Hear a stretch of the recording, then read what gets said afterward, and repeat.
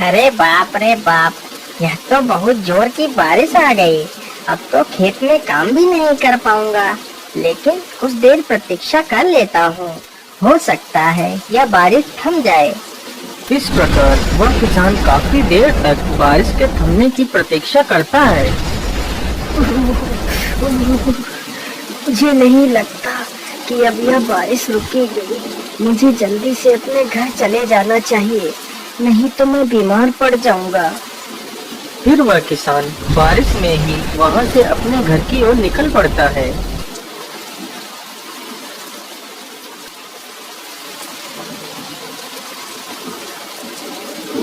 अरे ये आवाजें कैसी?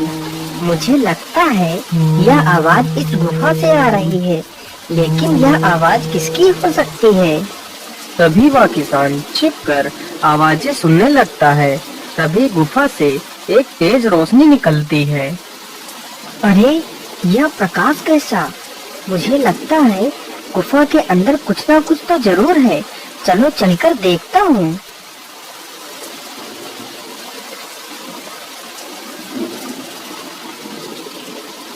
फिर वह गुफा के अंदर जाता है और देखता है कि एक साधु एक शिला पर बैठकर अपनी तपस्या में लीन है।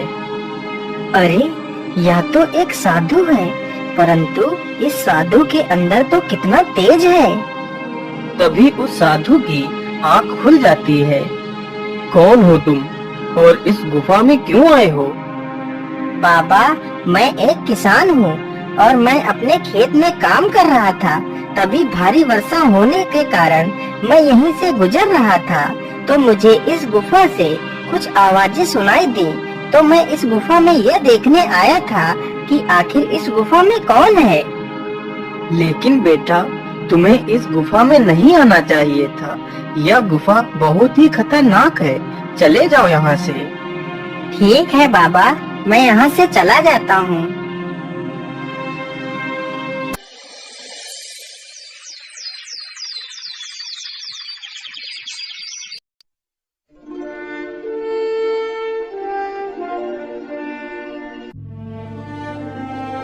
अरे वैद्य जी, आखिर यह क्या बीमारी है? महाराज को 2 महीना हो गया है इस बीमारी से ग्रसित हुए, परंतु आप लोग इन्हें स्वस्थ नहीं कर पा रहे हैं। क्या करें महारानी जी, हम तो अपनी पूरी कोशिश कर रहे हैं कि महाराज जल्द से जल्द स्वस्थ हो जाएं। परंतु महारानी जी, यह बीमारी कोई नई है। इसका इलाज मैं सही ढंग से नहीं कर पा रहा हूँ। अरे वैद्य जी, तो इस बीमारी का आपके पास कोई इलाज नहीं है, तो आपका मतलब है कि अब महाराज कभी ठीक नहीं हो पाएंगे।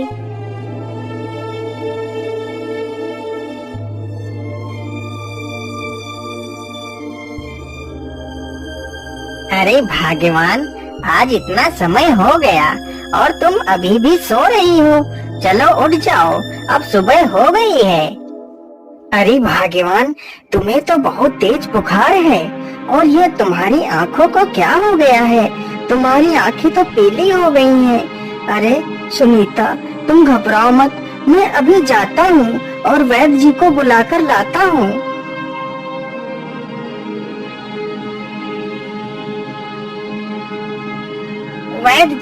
वैद्य जी जल्दी चलिए, हमारी पत्नी को पता नहीं क्या हो गया है। उसे बहुत जोर का बुखार हो गया है। अरे ये क्या? यह तो वही बीमारी है जो राजा को हुई है। क्या हुआ वैद्य जी? आप कुछ बोल क्यों नहीं रहे? क्या हुआ है मेरी पत्नी को? कुछ तो बताइए वैद्य जी। अरे महेश, तुम्हारी पत्नी को बहुत ही गंभीर बीमारी हुई है। इसका इलाज मेरे पास नहीं है। जो बीमारी तुम्हारी पत्नी को हुई है, यही बीमारी हमारे राज्य के राजा को भी हो गई है, लेकिन मैं उनका इलाज नहीं कर पा रहा हूँ। अब तो भगवान से ही प्रार्थना करो कि वह सब कुछ ठीक करें। हे भगवान, ये कैसी बीमारी दे दी है मेरी पत्नी को जिसका कोई इलाज ही नहीं है। भगवान मेरी मदद करो, मेरी पत्नी की रक्षा करो। मैं क्या करूं? किसके पास जाऊं? किससे सहायता मांगू, मेरी पत्नी ठीक हो जाए। हे भगवान, मैं ऐसा करता हूँ, उन्हीं गुफा वाले बाबा के पास जाता हूँ और उन्हीं से मदद मांगता हूँ।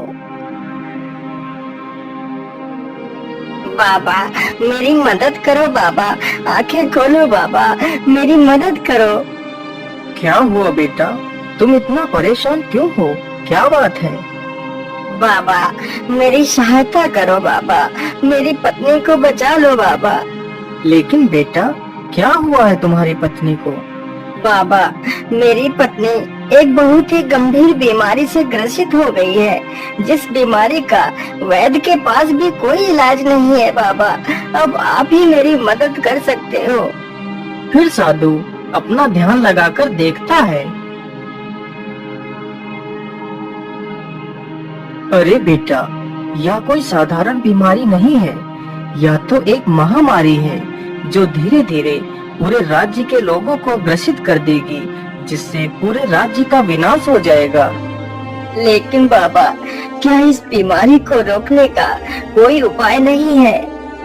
बेटा, इस बीमारी को रोका जा सकता है, लेकिन इसका उपाय बहुत ही कठिन तथा दुर्लभ है। बाबा, बस आप मुझे वह उपाय बता दीजिए, मैं अपनी पत्नी को बचाने के लिए कुछ भी कर सकता हूँ। तो सुनो बेटा, यहाँ से 100 कोस दूर एक त्रिकाल वन है, जिस वन में एक जादुई पेड़ है। यदि उस पेड़ का फल मिल जाए तो तुम्हारी पत्नी की जान बचाई जा सकती है, परंतु ध्यान रहे, ये फल रात्रि में ही निकलता है और जैसे ही यह फल निकलता है तो परियां इसे तोड़कर ले जाती हैं। यदि वह परियां अपनी इच्छा अनुसार तुम्हें यह फल दे देती हैं, तो तुम्हारी पत्नी की जान बचाई जा सकती है। फिर महेश वहाँ से फल की तलाश में निकल पड़ता है।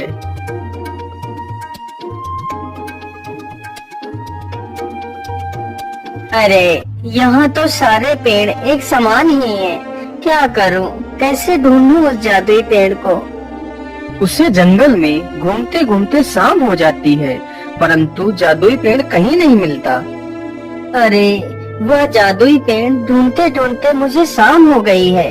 अब यदि मैं जंगल में घूमता रहा तो मुझे जंगली जानवर नुकसान पहुंचा सकते हैं, इसलिए मुझे किसी न किसी पेड़ पर चढ़कर बैठ जाना चाहिए। फिर महेश एक पेड़ पर चढ़कर बैठ जाता है। अरे, ये प्रकाश कैसा? मुझे लगता है कि वह जादुई पेड़ यही है। चलो इसके पास चलता हूँ। जैसे ही महेश जादुई वृक्ष के पास जाता है, तभी वह जादुई फल निकल आता है।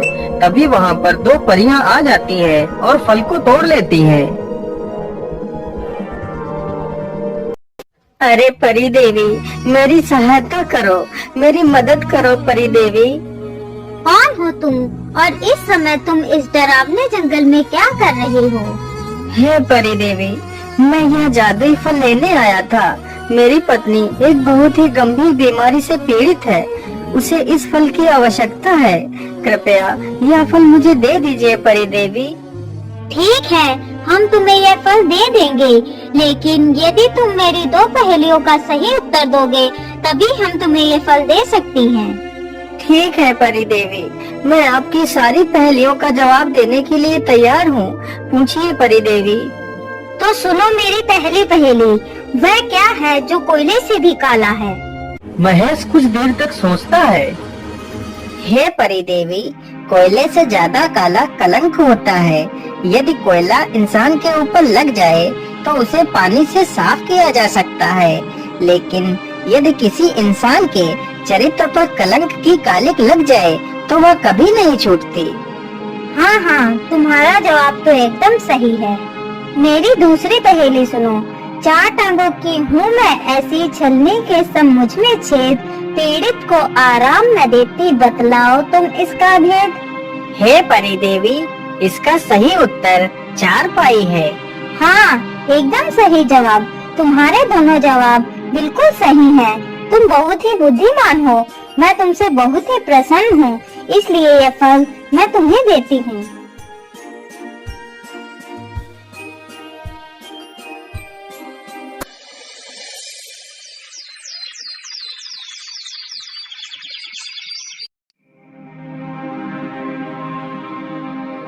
अरे भाग्यवान, तुम बिल्कुल भी मत घबराओ, तुम इस फल को खा लो, तुम बिल्कुल ठीक हो जाओगी। फिर महेश अपनी पत्नी को आधा फल काट कर खिला देता है। अरे भाग्यवान, तुम्हारी आंखें तो एकदम ठीक हो गई हैं, तुम तो स्वस्थ हो गई हो। हाँ जी, यह सब आपके प्यार से ही तो संभव हो सका है कि आज मैं पूरी तरह स्वस्थ होकर आपके सामने खड़ी हूँ। हाँ भाग्यवान, यह सब भगवान की ही कृपा है, लेकिन मुझे अभी एक और जिम्मेदारी पूरी करनी है। मुझे यह आधा फल हमारे राज्य के राजा को खिलाना है, वह भी इसी बीमारी से पीड़ित है। फिर महेश वह आधा फल लेकर महाराज के पास जाता है।